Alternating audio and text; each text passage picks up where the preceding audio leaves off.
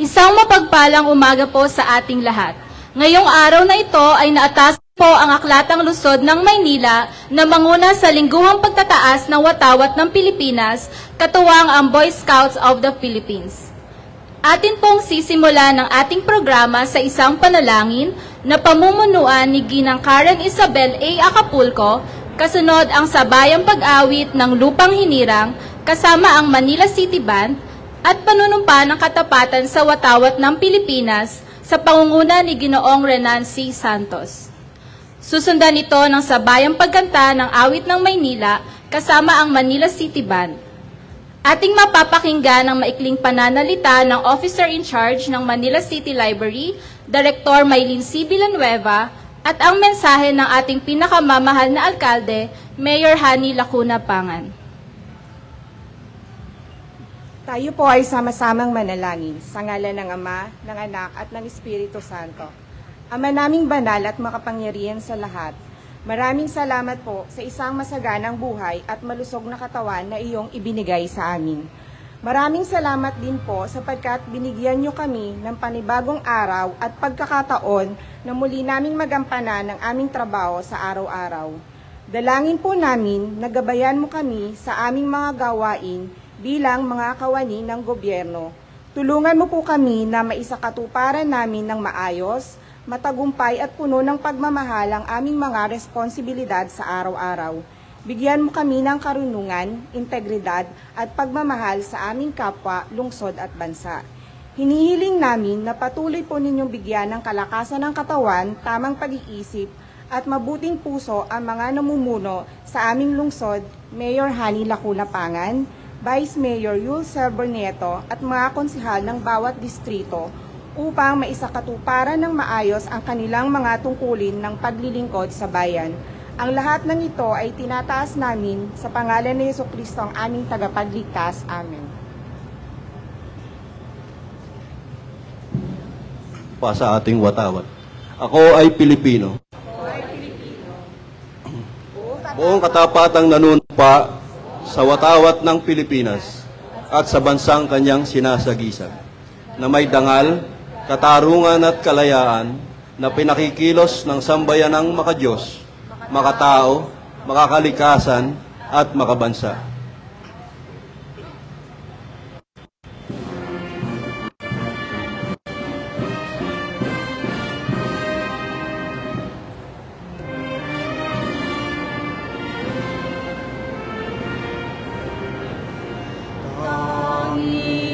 Lungsod naming mahal, tampok ng silanganan, patungo sa kaunlaran at kaligayahan. Nasa Kanya ang pangarap, tulong, lakas, pagunlad. Ang Maynila, tanging perlas ng bayan ngayon bukas.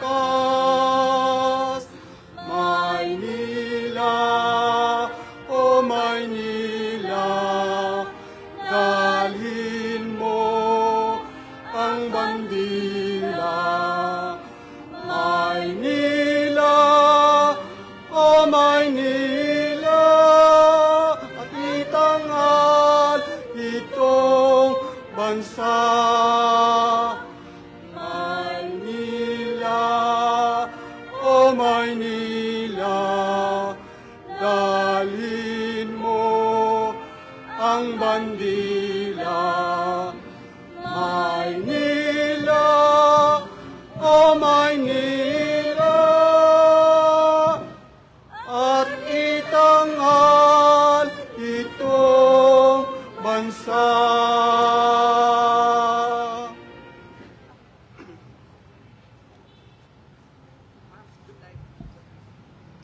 Bigyan po natin ng masigabong palakpakan ang masipag at masigasig na pinuno ng ating City Library, Director Maylin C. Villanueva, para sa kanyang maikling pananalita.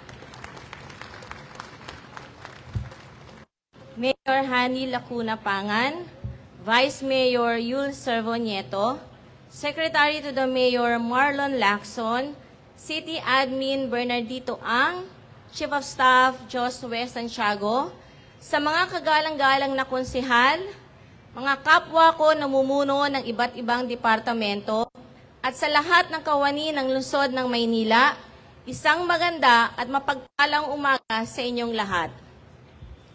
Ngayong buwan ng Oktubre ay pinagdiriwang ng Silid-Aklatan ng Maynila ang ika-77 taon ng anibersaryo.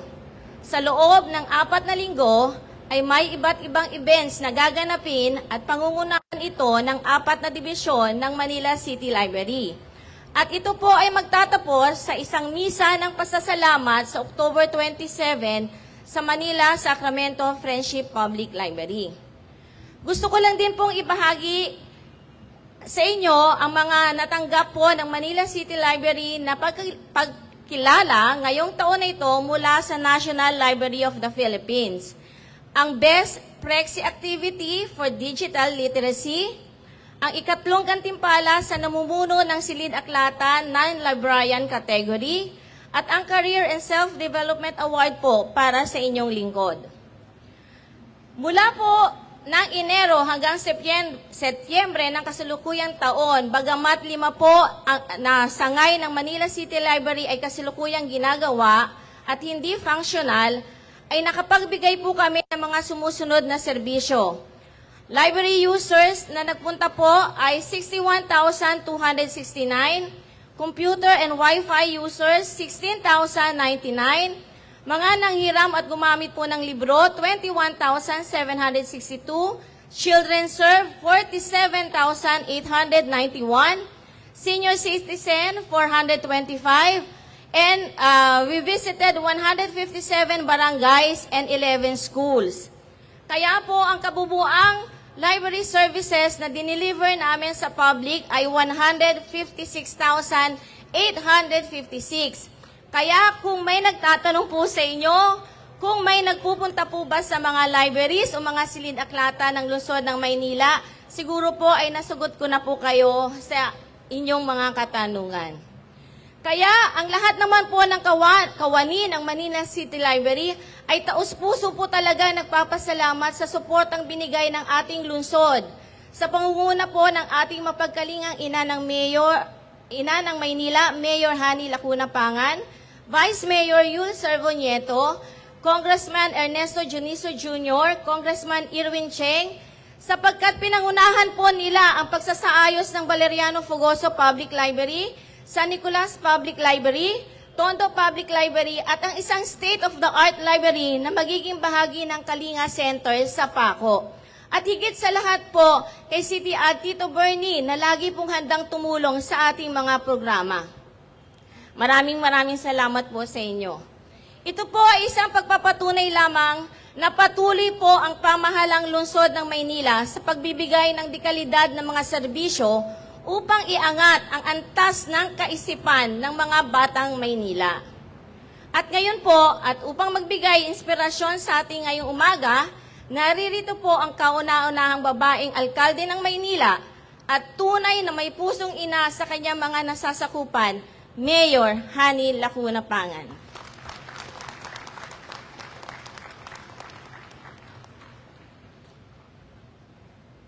Maraming salamat, Direktora Maylene Villanueva ng Manila City Library. Good morning! Unang-una ay gusto nating batiin ang Manila City Library sa kanilang 77 anibersaryo na ipagdiriwang nila ngayong buwan. Happy anniversary po sa inyo.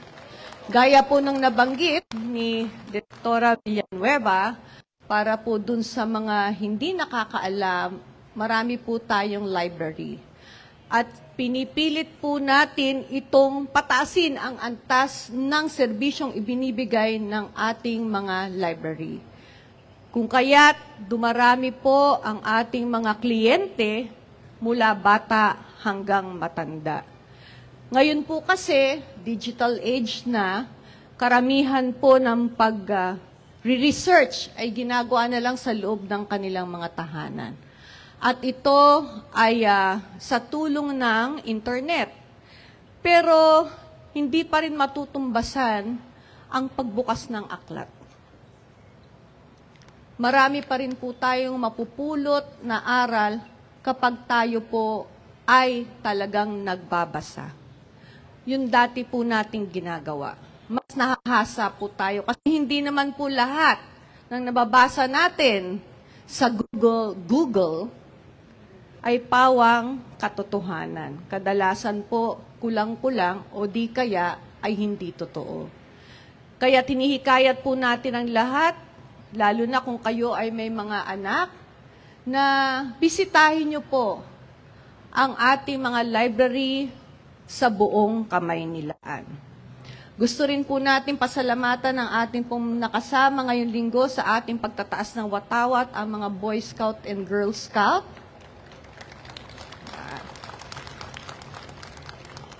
Kitang-kita sa tindig nila, talagang batang-bata pa nga. Diba? At nakikita nyo sa ating harapan ang iba't ibang pagkilala na natanggap ng ating lungsod sa iba't ibang larangan.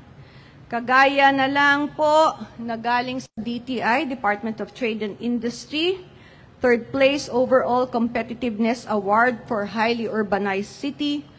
1st place, most competitive in government efficiency for highly urbanized cities. 2nd place, most competitive in innovation for highly urbanized city. 2nd place, most competitive in infrastructure.